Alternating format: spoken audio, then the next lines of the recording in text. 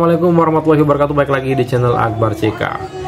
Pak Jokowi menanggapi Hasto yang mengumumkan bahwa Pak Jokowi dan keluarga bukan lagi bagian dari partai PDIP. Ya, Pak Jokowi menanggapi singkat tapi keras. Jawaban Pak Jokowi hanya berarti partai perorangan. Menyatakan bahwa Pak Jokowi dan mereka sudah bukan lagi dari partai itu.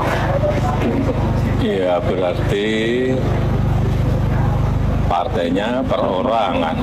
Apa artinya di sana partai perorangan? Bisa diartikan sindiran itu kepada PDIP, partai perorangan ialah hanya ibu ketum yang bisa kasih keputusan. Ya, ini partai keluarga, partai dinasti. Ya, yang lain nggak bisa. Kalau ibu ketum bilang AA, ibu ketum bilang BB. Dan juga ini ada video Hasto yang manusia penuh drama, yang suka nangis-nangis, huhuhaha. Tidak mau pasang foto Gibran di sekolah PDIP. Nah, kalau kalian yang mau nyekolahkan anak di PDIP itu hubungi Hasto ya. Tuh kalau anak-anak abah mungkin ya yang mau nyekolahkan anaknya silakan. Tadi kan di ruangan konpres tadi apa masih Jokowi Maruf, itu kenapa tuh Pak? Oh ya, nanti kita ganti gambar Pak Prabowo ya. Mas Gibran juga akan dipasang nggak di sekolah partai? Jadi di tempat ini kami berikan tempat bagi Presiden Prabowo. Udah pasang foto ente aja di sana, foto ente digantung sana sebelah Pak Prabowo. Kalau bisa nggak usah Pak Prabowo, foto ente aja ya. Untuk wakilnya Mas? Ya, kita menunggu ya kebenaran ditegakkan. Marilah kita membangun Indonesia ini dengan saling menghormati, saling menghargai, jangan saling merendahkan. Namun bangunlah Indonesia dengan rasa persaudaraan, tanpa saling merendahkan. Tuh, dengerin tuh, Ibu Puan tuh, dingin, adem, gak kayak lu. Gini bro, kira-kira nih, kalau sekolahnya didirikan oleh orang-orang ini dengan nada seperti ini, terus kira-kira nih, nanti murid-muridnya akan mendapat ilmu seperti apa? Lulusannya akan seperti apa? Coba bayangkan. Terus doktrin-doktrin yang akan dimasukkan ke murid-muridnya itu ntar model apa coba? Ini mau bikin sekolahan partai, tapi sekolahan politik ya ceritanya. Terus ntar hasilnya itu murid-muridnya itu seperti apa coba kira-kira kalau yang mau kayak Hasto. Yang bikin nih orang-orangnya kayak gini, terus nadanya dengan gayanya seperti ini. Dengan jenis-jenisnya orang yang seperti ini, terus ntar gimana nih coba nih kira-kira hasilnya murid-muridnya. Terus anak-anak siapa yang kira-kira mau disekolahkan di sekolahan sini? Itu aja. Menurut Anda gimana nih? Bola kamu ngedewe karo katokmu boh. Viral, calon bupati dari PDIP ini tidak bisa mengeja digitalisasi. Untuk menanggapi, waktu Anda 1 menit dimulai di saat Anda berbicara.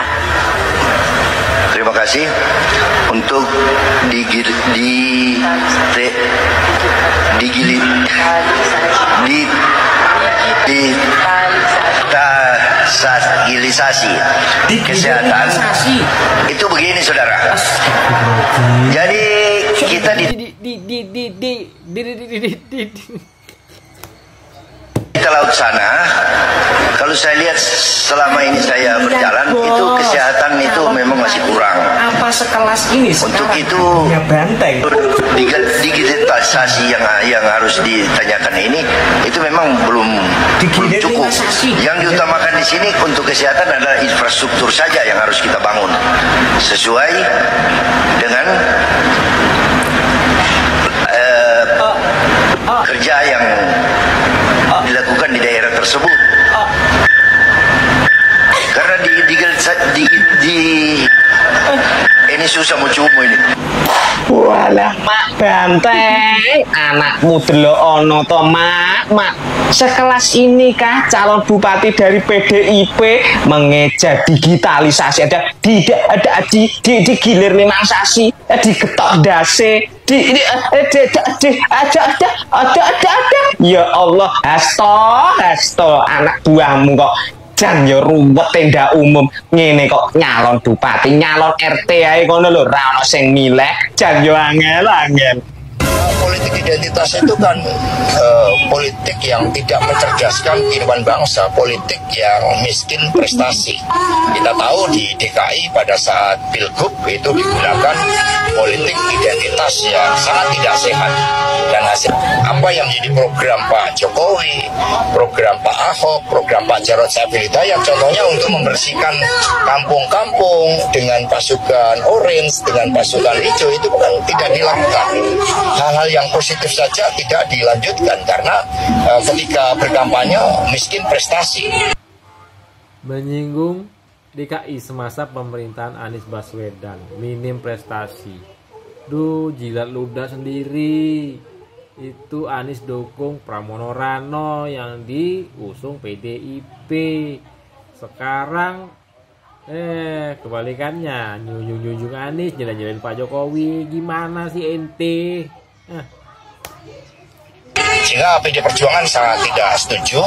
Tetapi kalau untuk mengajak masyarakat dengan senyum, untuk berdoa bersama, untuk menjalankan sholat 5 waktu, itu kan merupakan hal yang positif bagi umat Kristen. Untuk mengajak berdoa di gereja, bagi umat Hindu di pura, itu kan sesuatu yang bagus.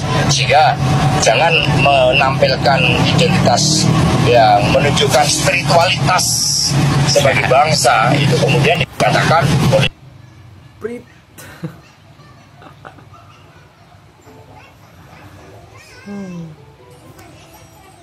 identitas. Ya bukan, karena dari sisi Pak Ganjar Pranowo sendiri, saya sendiri belum melihat ya. Saya sendiri belum lihat, sehingga sebelum menanggapi lebih lanjut ya nanti saya lihat dulu. Tetapi Pak Ganjar Pranowo ini kan sosok yang religius. Religiusitasnya ini tidak dibuat-buat. Istrinya Ibu Siti tidak dibuat-buat sampai buat video azan ya. Ganjar Pranowo. Atikoh juga dari kalangan pesantren, menampilkan kehidupan spiritualitas yang mencerminkan sebagai manusia yang bertakwa kepada Tuhan, bukan sesuatu yang dibuat-buat. Ya sejak dulu, sejak zaman mahasiswa, ya Pak Ganjar Pranowo ini sosoknya seperti itu, sosok yang rajin beribadah, sosok yang baik, sosok yang... Nah, beliau itu tolong diingat, hei anak muda, karena saya makin lihat yang tua-tua ini sekarang sudah mulai berkurang. Mantan presiden katanya nggak boleh cawe-cawe, itu kata Pak Sekjen, sekjennya PDIP, sekjennya Ibu Megawati. Lah ini Ibu Megawati presiden kelima. Agenda apa Pak di dalam Tadi kita makan malam Pak ya. Makan malam. Menunya apa Pak? Nasi goreng Jawa Pak. Ayam goreng dan macam-macam lah ya. Ada pembahasan politik sama ekonomi Pak. Partai Gerindra mungkin atau bagaimana? Mau masuk ke partai Gerindra? Kalau Gerindra terbuka. Tapi kita tentunya nggak bisa maksa beliau masuk. Ya. Beliau Bapak Presiden dulu waktu ke Merauke kan, kemudian mampir ke Solo. Ini saya pas ke Jakarta, kayak kunjungan balasan gitu. Karena kangen. Saya pernah mendengar bahwa Pak Prabowo itu ya mengatakan ya itu nggak mungkin untuk meninggalkan Pak Jokowi. Pak Jokowi itu adalah bagian inheren dari Pak Prabowo, baik dari segi pelaksanaan programnya, penghargaan, kesempatan yang begitu luar biasa yang kontribusinya dalam pertarungan kemarin, kan? Adanya Gibran gitu. Jadi menurut saya pada hari ini memang bolanya balik lagi ke tangan Ibu Megawati gitu. Bagaimana merumuskan term and condition yang bisa diterima oleh Pak Prabowo. Karena kalau bicara de facto, pada hari sebetulnya Pak Prabowo tuh nggak perlu amat dengan PDI. Karena kursi parlemen yang mendukung koalisi Indonesia Maju itu sudah mencapai 82%. Kursi PDI itu di DPR per hari ini sekitar 18% dari total keseluruhan kursi yang ada. Ya nggak ada kesulitan sama sekali buat Pak Prabowo dalam mengambil kebijakan-kebijakan gitu. Bahkan dalam kacamata mereka yang kontra kontra ya bagi bergabungnya PDI Perjuangan. Mereka mengatakan begini, bahwa ya oposisi atau partai yang tidak tergabung di dalam kabinet itu diperlukan sebagai representasi dari suara rakyat yang tidak puas kepada kinerja pemerintahan. Apalagi pada hari ini kalau mau kita tambahkan, tadi kan udah disebut ada gugatan PDI Perjuangan kepada KPU yang meminta pembatalan Gibran sebagai wakil presiden itu. Nah itu sendiri kan juga sebetulnya jadi pertanyaan. PDI ini mau masuk dalam kabinet Prabowo Gibran, tapi nggak mau Gibran ada di situ. Lah gimana sih? Gitu. Menterinya mau, tapi wapresnya nggak mau. Gitu. Nah tapi ini kan penyakit kronis juga. Sekarang ini kan menterinya mau, presidennya nggak mau. Maksudnya nggak mau sama Pak Jokowi. Jadi ini memang penyakit lama ya. Bilangnya mantan presiden jangan cawe-cawe. Terus Ibu Megawati mantan presiden keberapa? Kelima. Luar biasa, cawe-cawe juga. Loh, kok Pak Jokowi nggak boleh? Itu Ibu Mega langsung turun. Nah, terkait konten ini silakan tulis komentar seperti apa komentar kalian, pandangan kalian terkait konten ini ya. Saya akhiri, assalamualaikum warahmatullahi wabarakatuh, salam sehat selalu.